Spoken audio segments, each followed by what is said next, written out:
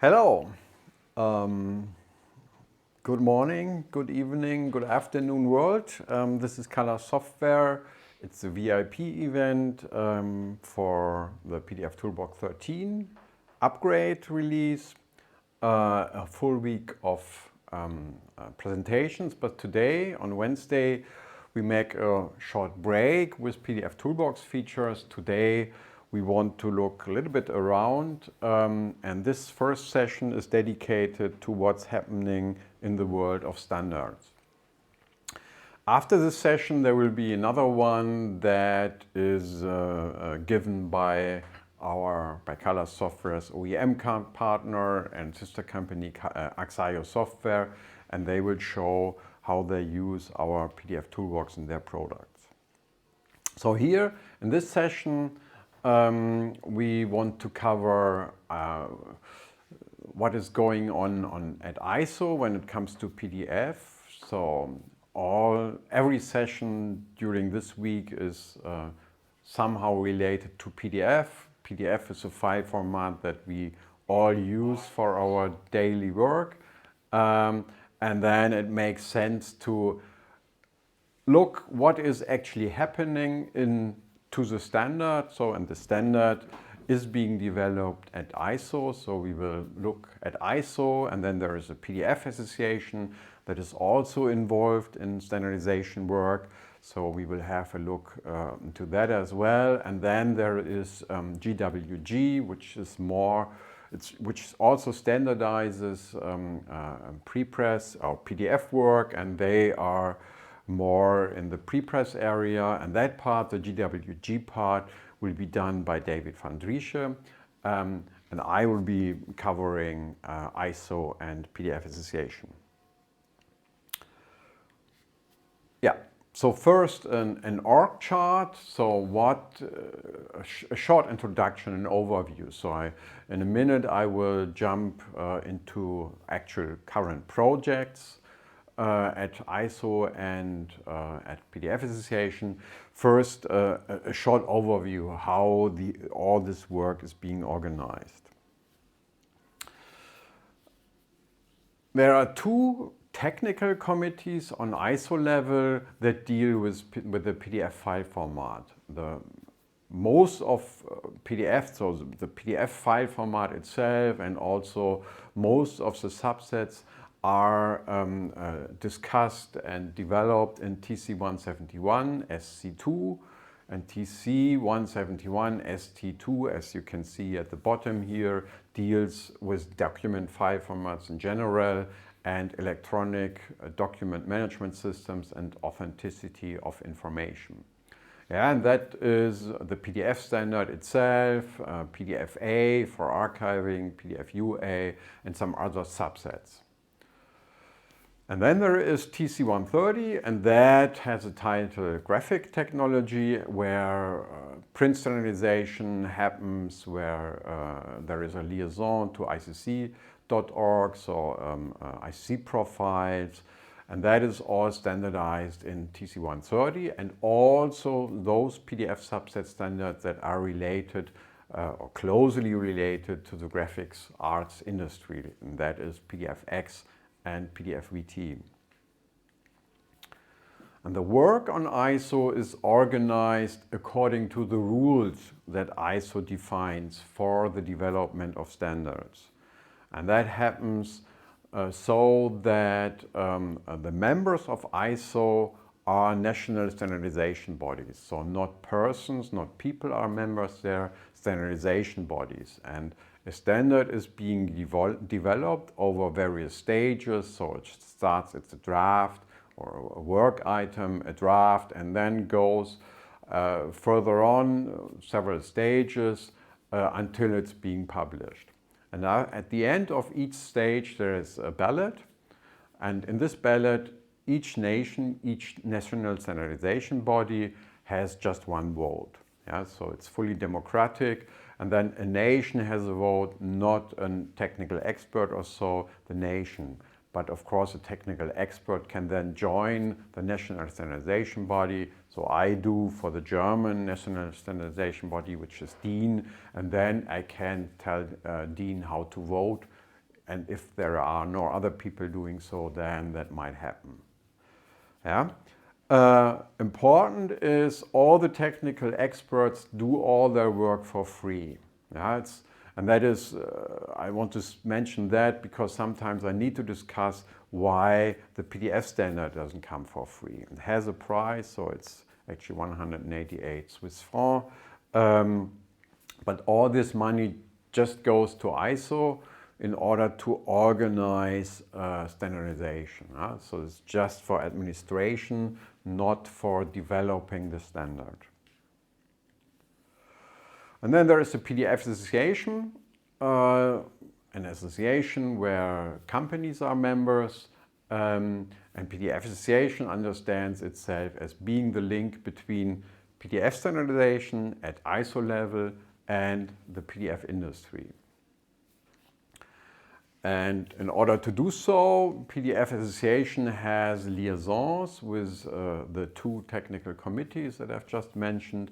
And the liaison means every member of the PDF Association has access to all meetings, so they may attend any of the all meetings. And they also have access to all living documents. So when a standard is being discussed, all documents are available to members of the PDF Association as well. Only if it's final and being published, then it needs to be purchased from ISO.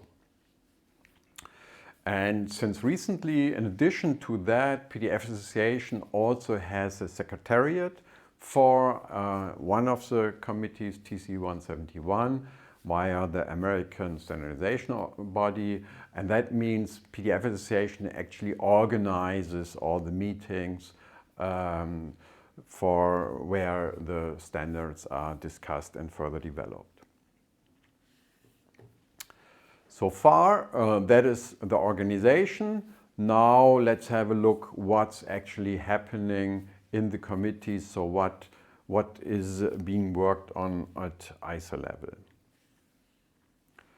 First, a short recap. So what do we have? So what's about the base format that relate or that are important for the prepress industry?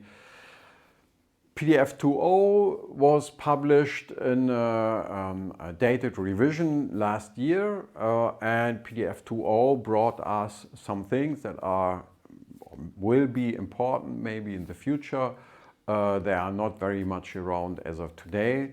And these are page level output intents.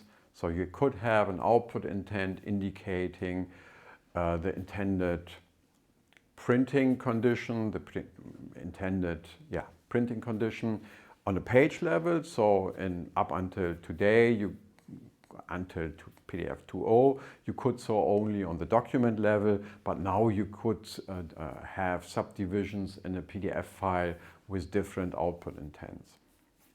The second item here is also related to a page, that is metadata, product intent metadata that you may associate with pages in a PDF file to further specify how that page should be processed. So for instance, whether it should be saddle stitched or whether it should be printed on a black and white printer or on a full color printer whatsoever. And then there is a black point compensation entry that specified whether this parameter for a color conversion should be used for an object or not. And then, of course, there are many more things that are new in pdfToolbox, but I believe these are the ones that are most important for graphic arts.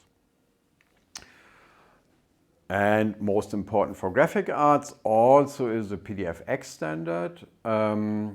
There is pdfX6 that is based on pdfToolbox, and that then of course allows you to use all these things in a pdfX file. And in addition to that, it also, another difference to pdfX4 is that it also allows for annotations and form fields to show up as print content on a PDF page. So that is disallowed in pdfX4, but is allowed in pdfX6. And that is made possible by yet another new thing in PDF 2.0 because PDF 2.0 requires every annotation and every form field to have an appearance. And an appearance in a PDF file is defined in the same way as the page content. So the same operators, the same calls are used to specify that, and for that reason they may indeed represent print content. So now, what's actually happening on ISO level? Let's have first a look at TC130 for graphic technology. And there, I mean, since pdfX6 was published, there are not really new PDF related projects, so it's pretty quiet at that end. The work item that still is there is pdfX6 application notes.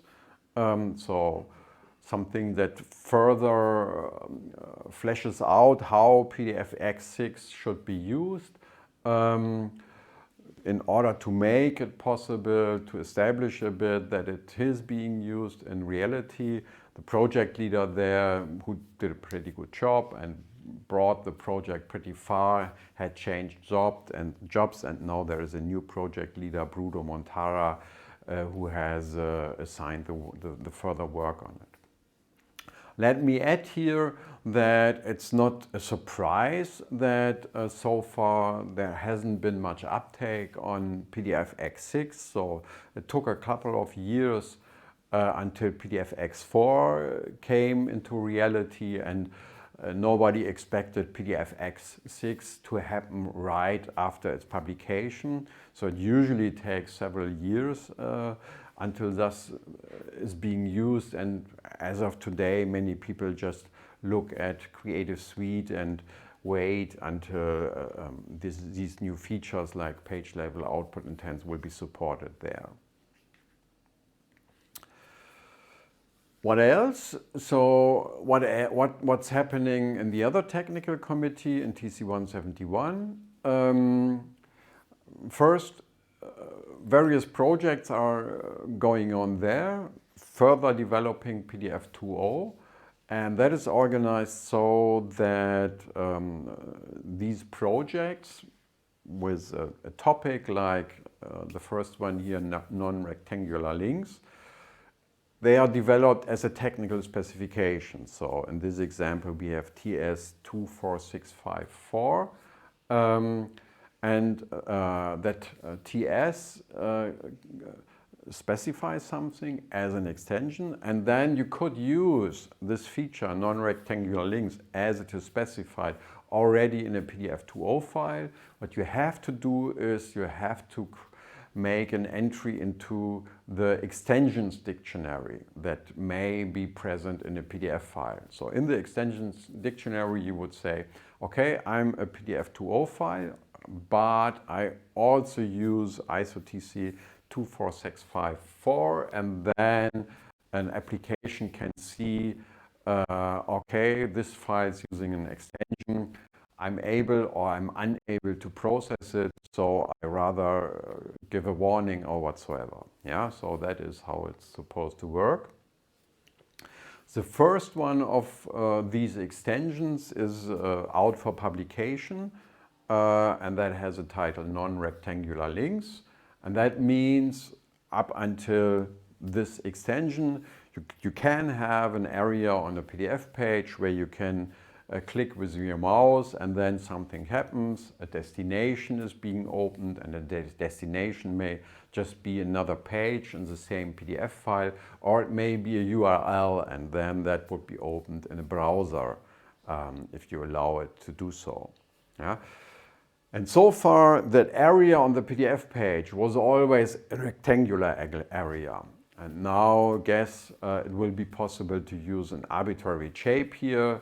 The first example where this was brought up with was a CD, which is a circle, and then it's not so nice to just to use a rectangle for indicating or for the mouse to click into.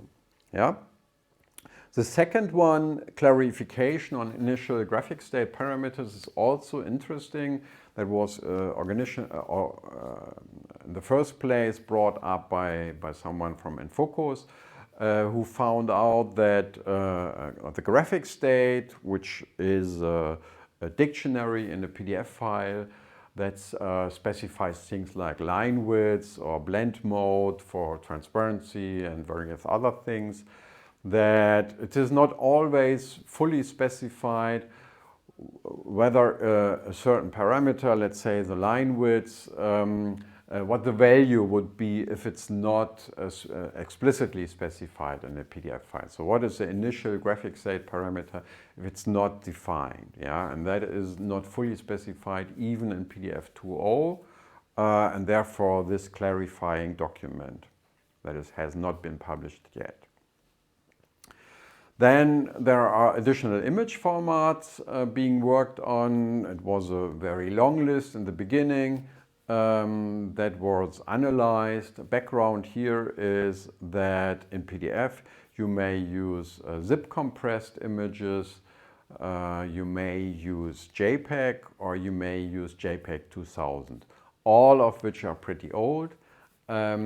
And there are better codecs around these days, most of them driven by web development, and 2 of them are on the shortlist now and will probably make it into an extension, which is AVIF and JPEG XL, and 2 other ones here listed were there on the 4-item shortlist beforehand, and were just strike through because one had limited adoption and the other was partly restricted by patents.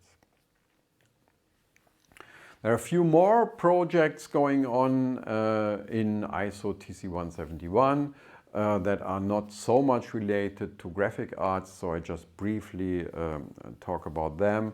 That is PDF UA, quite important for the PDF industry, for the remaining PDF industry, let's say. It's about accessibility and tagging, so quite important, quite often used, but not so much in when it comes to printing. And then there is STEP, a 3D format. PDF already supports various 3D formats. This is another one mostly used in air manufacturing, airplane manufacturers like Boeing or Airbus and the ones.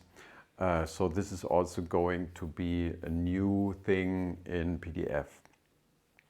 The third one might be interesting for you if you deal with XMP metadata. XMP metadata, as you then know, is XML and RDF based. And in these days, you would rather use JSON for structured data, or often at least if you're in JavaScript environments. And there is something that could easily be used, a derivative of JSON, JSON-LD, and an ISO standard specifies, and that has been published, how to serialize that XMP RDF-based metadata into JSON-LD to then use it in some environment. Yeah, that is available and also already supported by vendors like Adobe. And then always an important thing to do, you need to modernize signatures and encryption technologies, and that happens as well for the PDF format. So for ISO, now we approach PDF association. As I've said, PDF association as the link between PDF standardization and the industry, and lots of the work, lots of the input that ISO needs in order to develop the standards is coming from PDF association. So, and that work is organized in TWGs, technical working groups, MWGs, marketing working groups, and LWGs, liaison working groups. Liaison working groups are interesting because they are open. So you must not necessarily be a member of the PDF Association to join these LWGs. You may as well join if you are a subject matter. So if you know about a certain subject very well. So, and then you can see several groups are dealing with tagging and accessibility, 3D, archival, and I want to talk about two of them, and that is the pdfTWG and their public GitHub repo, and the print product metadata LWG. So the first one, I want to mention it because this is public. So there is a GitHub repo that is essentially available to everybody who has a GitHub account. And that is, has been established by the PDF Association in order to track issues, PDF issues. So every specification has bugs or problems similar to software. So there always are issues, and then you work on them, and it's good to have a place where you have access to all discussions and resolutions, and that is a place where that happens. And again, that is open, so everybody of you who would want to have access could have access. And then just to give you one example, here you will also find issues in the PDF subset standards. So the first one here is an issue actually in PDF A4 and PDF X6, and that has to do with font width, which must be consistent between a font and the PDF file. A detail, but you could here find, if you click on it, further discussion, and it's open, so it's still a question. And next level would be a proposed solution. We see that at the bottom here, or as a resolution. Yeah, so let me know if you're interested in that. And the other thing is the print product metadata LWG, and as I've said, that would be in principle open also for the ones of you who are not a member of the PDF Association, but a subject matter expert, so somebody who knows about variable data printing or is in that area. This group developed application notes, so similar to the PDFX application notes that should help vendors and users to actually use a standard. And here we have pdfVT. pdfVT is based on PDF 2.0, but it's not limited. So lots of the advice that people will find here would in the same way apply to a pdfVT2 file, which would be based on pdfX4. Yeah? And then there are two application notes based on pdfVT3 that are planned, one for designers and composition tool operators, users, and one for vendors. The one for vendors is already pretty far, so it's more or less awaiting publication. The other one for designers, creators, users is still under work. And to give you some idea about what is in there, so chapter titles are images and then deal, for instance, with personalized images, so how to encode that in a PDF file so that the PDF file can be efficiently processed by a DFE.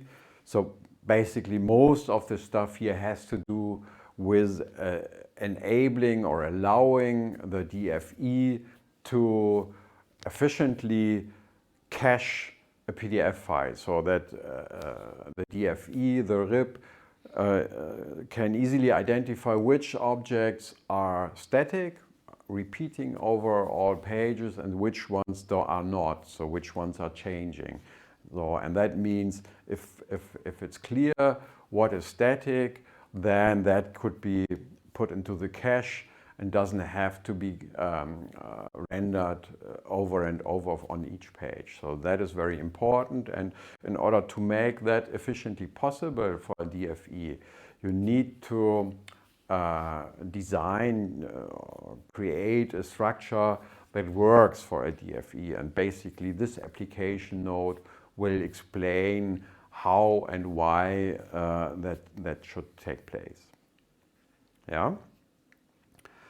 And then there is another area, print product metadata application nodes, and that is also that is ongoing work. It's in an early stage, and that will describe how to use depart metadata according to print product metadata. Print product metadata is yet another ISO standard, ISO 21812, and that was derived from XJDF and basically specifies how and what metadata should be used on a page level in a PDF file to specify how that page should be printed. So it's intent information, so about the intention of the creator of the PDF file, and could say the intention for this page was to be printed on a black and white printing machine and the other page on a color machine. That number of pages was intended to be stitched whatsoever. And then if you find that information in a PDF file, your processing device finds that information, is prepared for it because it's standardized, it's using standardized metadata, then this is a powerful tool for further automation on production floor. Yeah? So if the industry makes it, achieves it, that all this metadata is present in a PDF file in an interoperable and standardized way, that could really make production much faster and allow for further industrialization and automation of our industry. So again, in principle, this work is open, it's ongoing. Input is very much welcome from people who know their stuff in this industry. Let me know if you think you have a valuable input here. So that's from my side. Now we switch over to David and to Ghent Workgroup.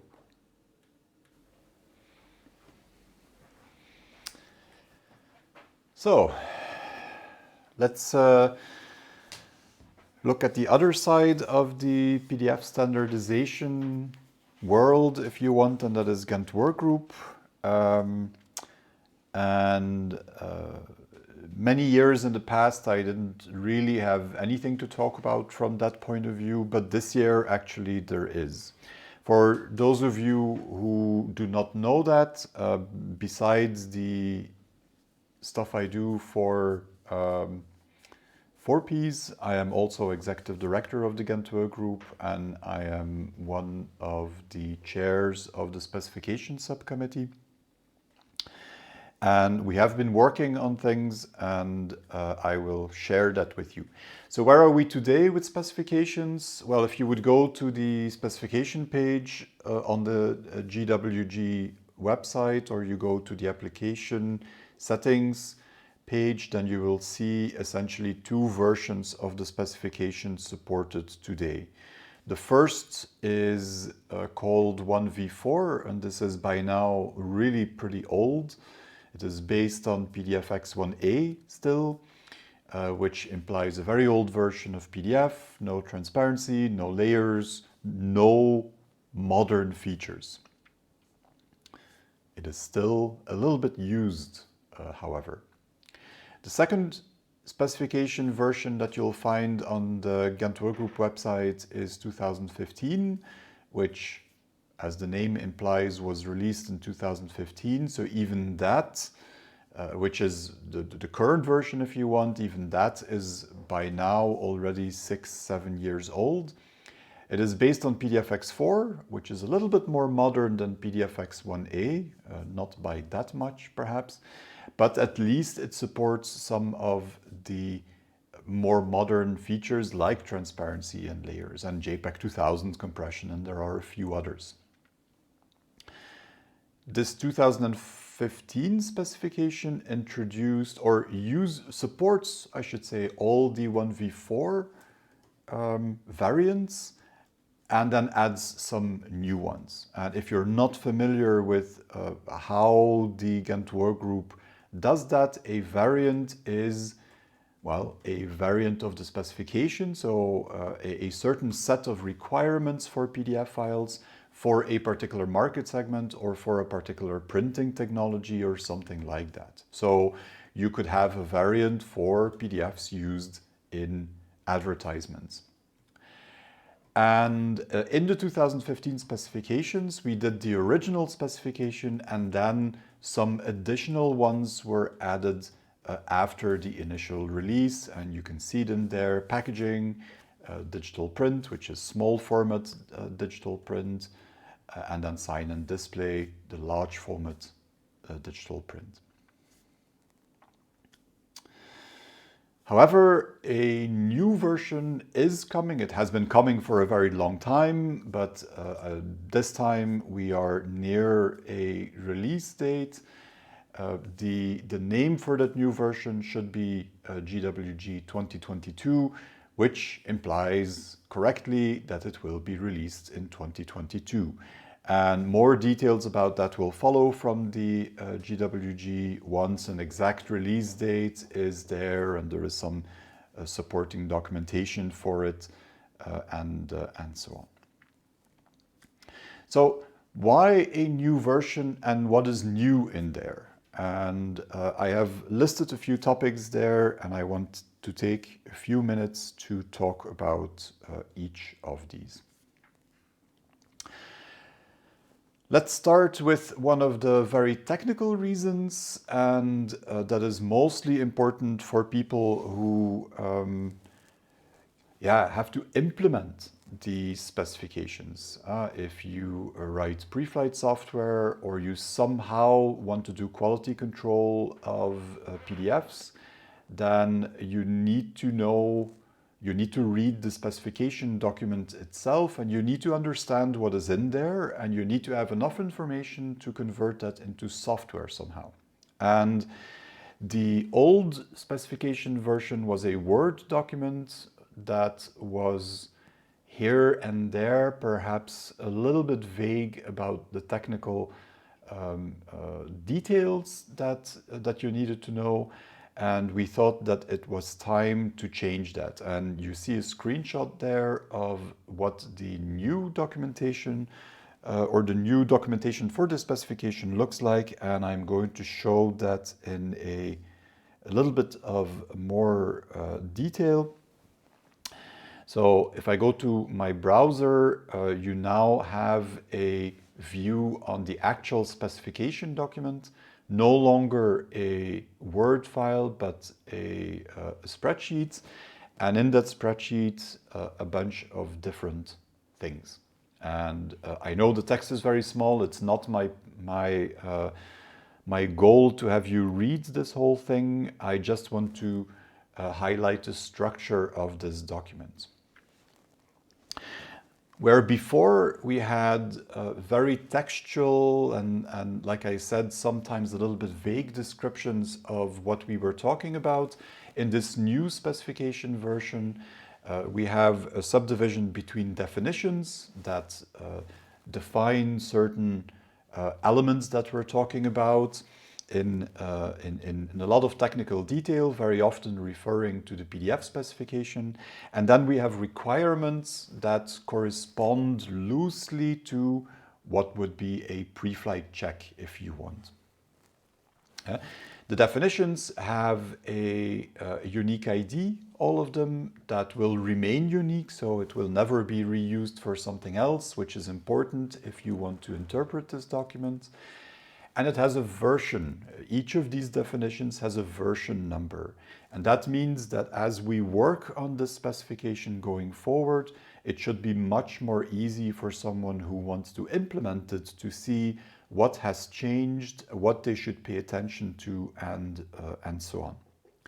And then on the right-hand side, and you can see that slightly a little bit still there is, for each definition, there is an indication or an explanation of what that is. So you have a definition for a text element, for example, and then you will have the text explaining what that means.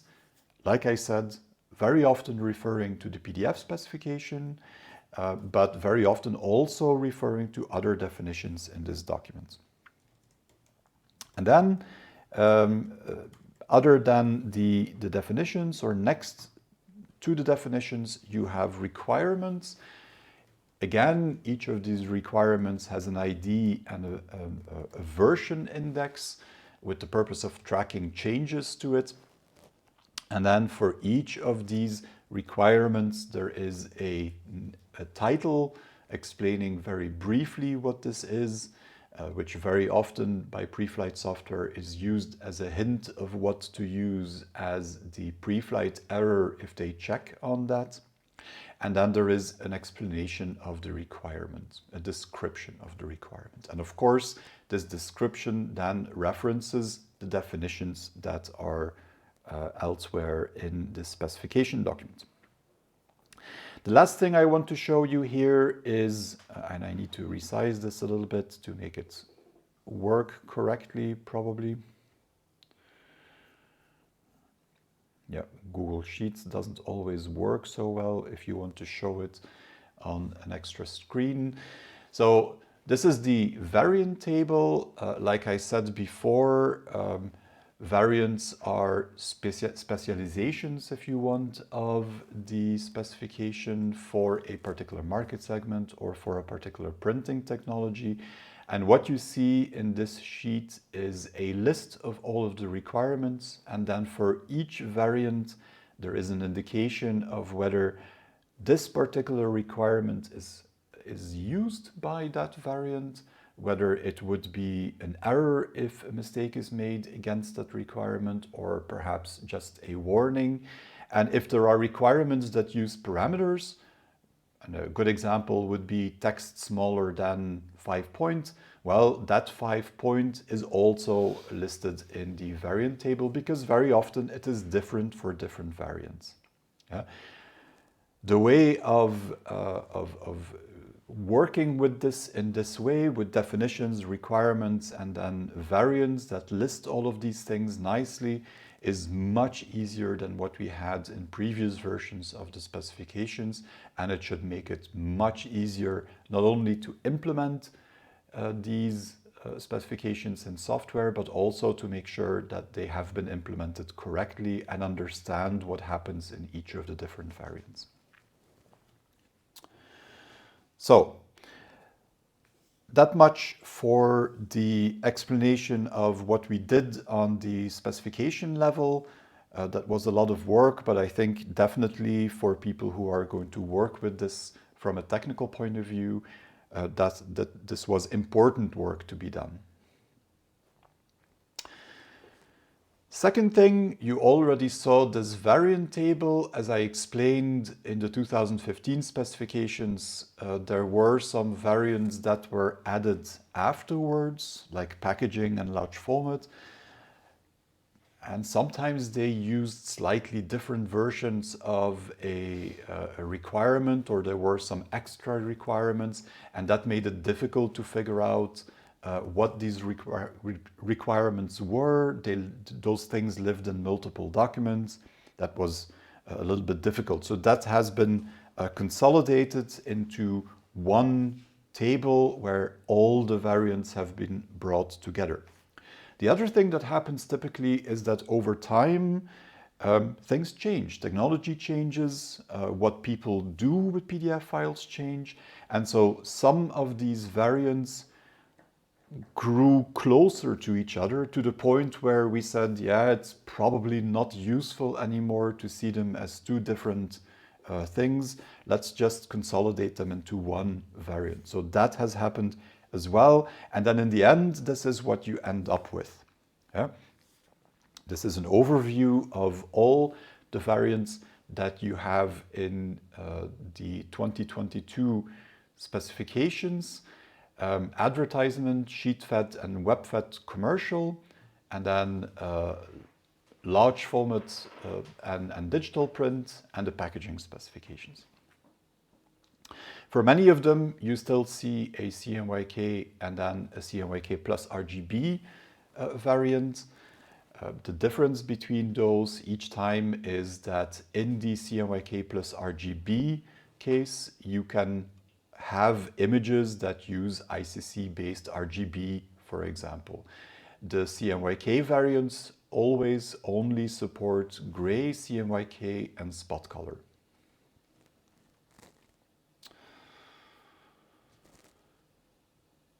Processing steps.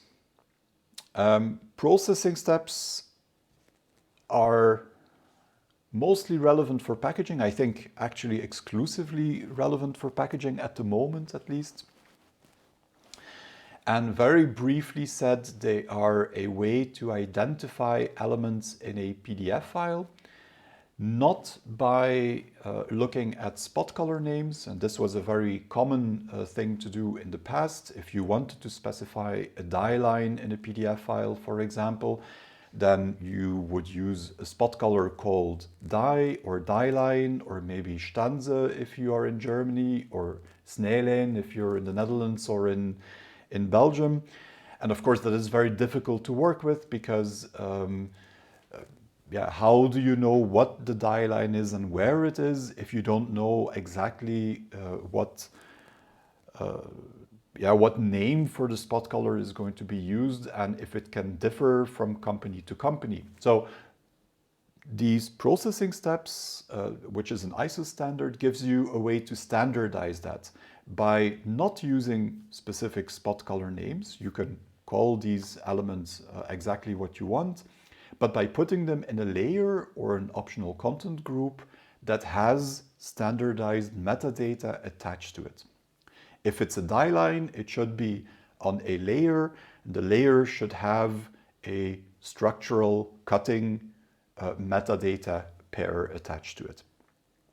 And that makes it easy to identify it regardless of how a particular company chooses to put these elements in the PDF document. In the past, processing steps were not used in the Ghent Workgroup standards or specifications. Why? Well, they are too new. We're talking about 2015 specifications in the GWG's case, and processing steps became an ISO standard after that. In the 2022 specifications, they are used, or more accurately said, they can be used. For most variants in these new specifications, processing steps is still irrelevant and is not going to be used, but for the packaging variants, it actually is used. What is it used for? Well, first of all, to specify requirements for processing steps themselves. Yeah? If you know that a file is a corrugated box, for example, then you can state that that file needs to contain at least something in the structural creasing or structural reverse creasing processing step. And that sounds very technical, but it is actually not. If you have a corrugated material and you don't fold it, then you don't have a box. Yeah? Then you have a flat piece of cardboard.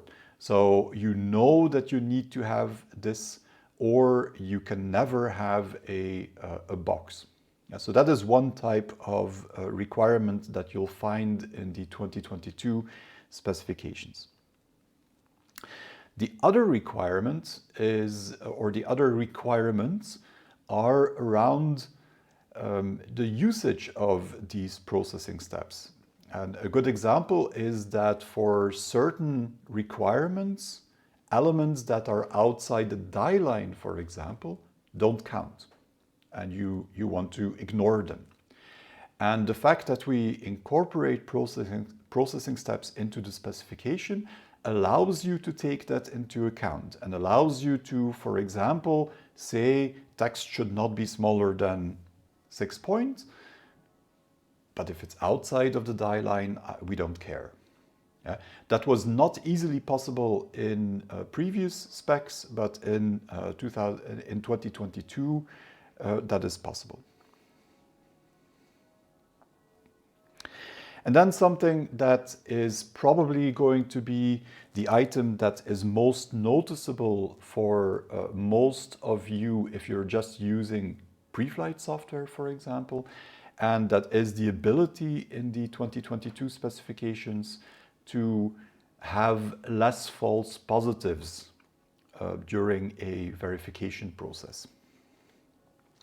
What is a false positive? Well, very easily said, if an object is completely invisible, then does it make sense to get a pre-flight error about that?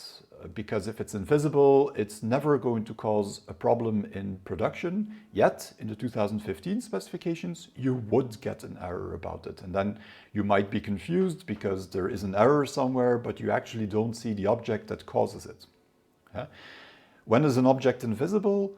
It's invisible if it's either clipped away completely, so outside a clipping path, or if it's covered completely by some other object. And then that object that is covering it must also have certain requirements. It cannot be transparent.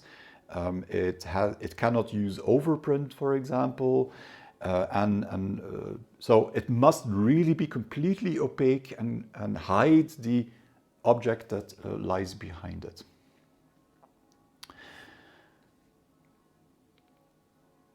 Is in the 2022 specifications, are all false positives going to be avoided? No. Some things are really difficult for software to detect. We humans are often much better at things like that, but for software, some things are really difficult to detect, and so you might still end up with some false positives. But even further than that, this is not a requirement in this new version of the specification. The specification allows software to be better at not reporting false positives, but it does not require that this technology is available. So you might use pre-flight software that is not capable of ignoring all false positives, and that would still be according to the specification. But at least software that is smart enough can take advantage of this now. In 2015, even if a text line was completely invisible, pre-flight software had to report it. It didn't matter if it, like pdfToolbox, for example, has the sifter technology. It didn't matter if it had technology like that that could tell it this is an irrelevant object and we shouldn't report on it. It had to report on it to be compliant with the spec. And in 2022, it is now allowed to use that type of technology, like the sifter technology, in order to weed out false positives. So that is probably something that you're going to see in actual production workflows, where the pre-flight errors that you still get should make they should make more sense, they should be more relevant, and some of the irrelevant stuff can now be filtered out. And then the last point about PDF and PDFX, and that is if we as the Ghent Workgroup come up with new specifications after this long.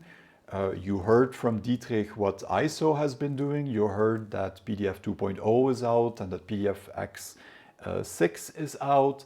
And so it would be normal to expect that these new specifications would be based on PDF 2.0 and PDFX 6.